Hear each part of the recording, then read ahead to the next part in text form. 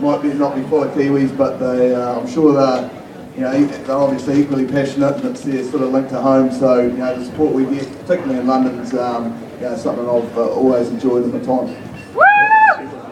Do you have a fantastic thief in your family? So my brother-in-law was the guy who used to sneak in and take all my free kit. Have you got one of those? Yeah, I think we all have them. Maybe not so much for family. I've definitely got a couple of mates that just seem to invite themselves around, particularly after they know I've been assembled with the All Blacks and they'll be well stockpiled and things just tend to go missing.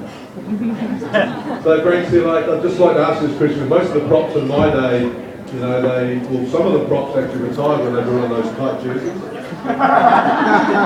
Our turtles were rolled over.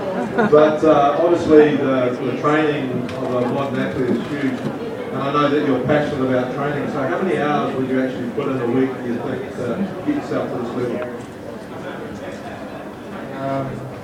It's hard to say with the team. Our trainings are typically a couple of hours, and outside of that you've got gym sessions which are hour and a half, and recovery and all other sorts of stuff as well. That'll add up to a lot. So, Diet? Yeah, it's a big part of it as well.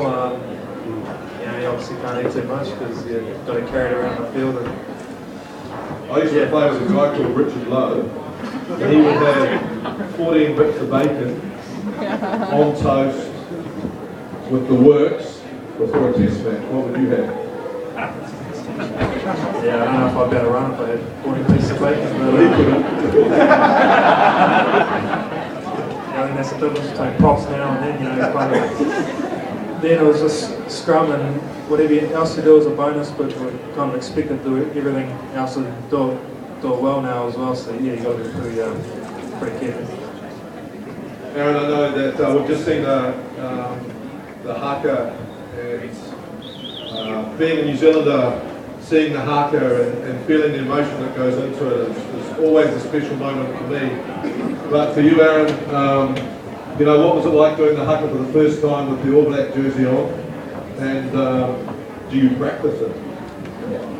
Firstly, thanks for that awesome pool footy. That was awesome. The performers, they were mean, and it's really good to have that kind of, especially this far from home. I haven't even seen one in New Zealand for the last few years, so it just shows how lucky we are. But it's quite funny about my first time I did the haka. I was so nervous about getting injured, and I didn't really warm up in the game, and then I got to the haka, and I didn't want to go hard because I was so close. And then, so I remember more my second haka I went really hard, but I could just imagine I was right before a game and I'd do a calf or something going too hard. So I was like, oh, don't go too hard. And so, but second time I went pretty hard, and we practice it a lot these days, try to get everyone to be comfy with it and, connect with it. But you can see that put a lot of work into it, and that's why it looks really good at the moment. I used to play with John Gallagher, who was from the UK, fantastic fullback, amazing timing into the back line, but we knew he'd done it properly when his skin started turning red. And we knew he was onto a good haka by then. So the best island in New Zealand for rugby players, north or south, Conrad?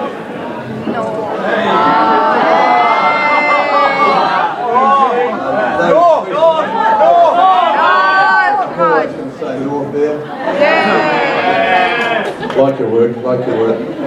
I always remember as a player, one of the scariest moments for me was running out against the Springboks after apartheid, and there was 90,000 people in the stadium and it went quiet. And it was an amazing feeling, I'll never forget it. What's your most memorable occasion from a rugby ground point of view? I'd have to say the grounds over here, South Africa are pretty amazing.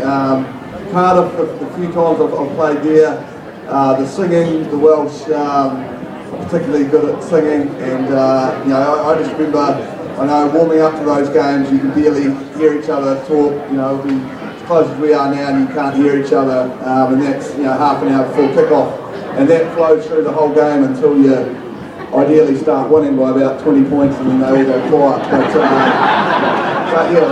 playing there would be, the favourite. Always starts my favourite ground to play outside of New Zealand. the way the Welsh appreciate All Black rugby is something I've always enjoyed. It's similar, it have to be over here. We played Ireland a couple of years ago, and when the Irish kick goals, they go dead silent, and it was the game Cruden kicked the goal to win it, which we needed, and it's just so eerie. So you hear a stadium going nuts for 60 odd minutes, and then the kicker takes a kick, and it's just like you can hear. You don't want to breathe too loud. You feel like they can hear you breathing. So it's just surreal. And in New Zealand, we're booers and boo, don't kick it over. But here they just don't say a word. It's pretty awesome. For me, probably Africa is always a good experience. It's tough. Always a pretty hostile crowd, and there's always something about the ground that's really draining, and it seems to make it harder to breathe and run. So I always like to measure yourself in. I know that playing in the front row is an incredibly technical and difficult position to play, and you've also got to be one of the strongest in the team. Your hardest opposition today, someone that you just don't enjoy playing against? I don't know if it's not enjoy playing against, but for the front rows, I think Argentina's always the benchmark for us now. Every scrum, it's going to be a massive contest. You do all your other stuff around the field, but in the back of the mind, you're kind of waiting for the next scrum because, it's always a good battle.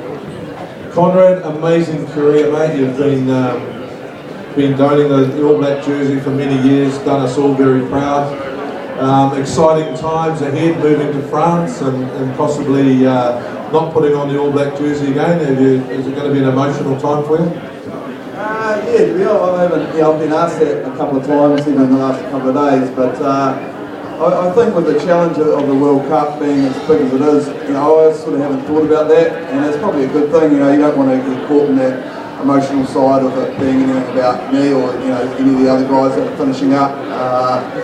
And it might come to that when it's getting closer, and I know it's maybe my last game, but at the moment, I'm just like the whole team, we're just pretty focused on what's going to be a massive challenge for this team, and to try and win a World Cup over here, which hasn't been done by an All Black side. So at the moment, that's all I'm going to think about.